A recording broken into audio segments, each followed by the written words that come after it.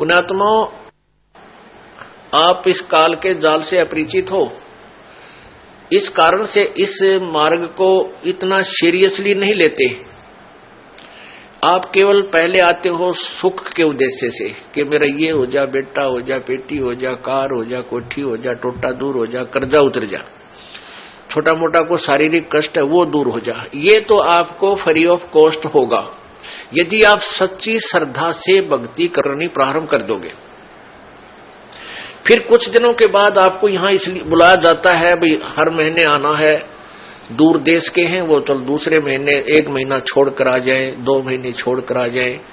आपको इसलिए बुलाया जाता है कि ताकि आप इसको इतना सीरियसली नहीं लेते, क्योंकि आप इस मार्ग से परिचित नहीं हो। आपको यहां बुलाया इसलिए जाता है क्योंकि आपको वहां अपने घर से जब चलते हो तो 1 हफ्ता पहले आप परमात्मा के दरबार में पहुंचने के लिए चिंतित हो जाते हो। तो आपकी वो चिंतन भी मालिक के पुण्य में लग जाता है। कोई कार्य को आगे पीछे करते हो, किसी से छुट्टी लेते हो, घर वालों को मीठा बोलते हो कि मैंने जाना है, कहीं ये ना कर दे, और फिर आप वहां से यहां तक आते हो। नंबर 1 तो आपको धनी बनाना है, राम नाम का, भक्ति का धनी बनाना है।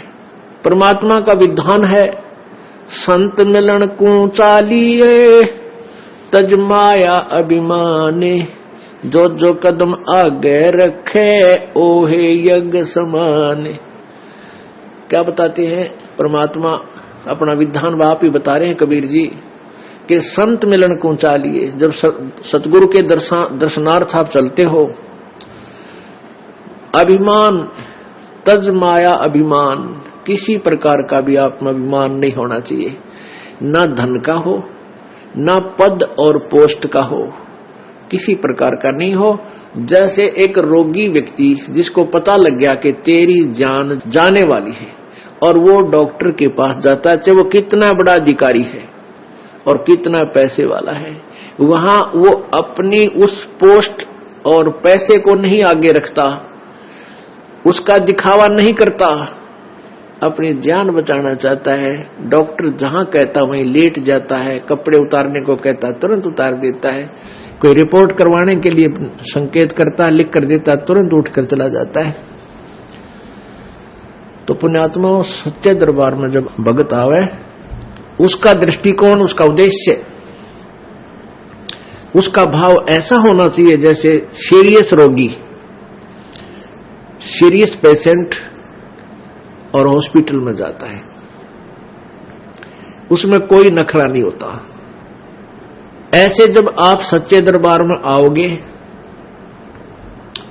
आपको कितना पुण्य मिलेगा कि जहां से आप चले हो यहां तक आने के जितने भी आपके कदम, यानी जितने कदम बनते हैं, इतने यज्ञ के तुल्य आपको पुण्य मिलेगा।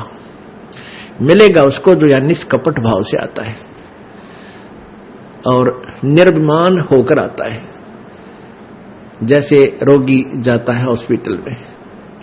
तो यहां आपको बुलाने का उद्देश्य ये है, नंबर 1 तो आप धनी हो जाओगे, पुण्य बढ़ेंगे आपके, और जो पैसा आपका खर्च होता है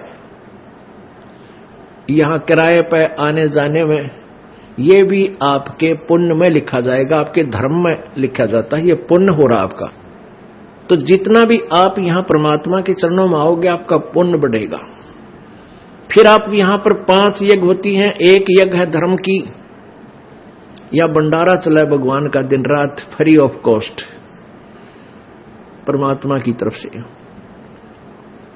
यहां जो आप आते हो 10 रुपए, 50 रुपए, 100 रुपए जैसे भी दान पात्र में डालते हो, उसका फिर सामूहिक रूप से भंडारा होता है, कहीं आश्रम का विस्तार होता है, कोई पंखा आता है, कितने दरी बिछाण की मैट लाते हैं, लैट्रिन बाथरूम बनाए जाते हैं, कमरे बनाए जाते हैं, शेड लगाया जाता है।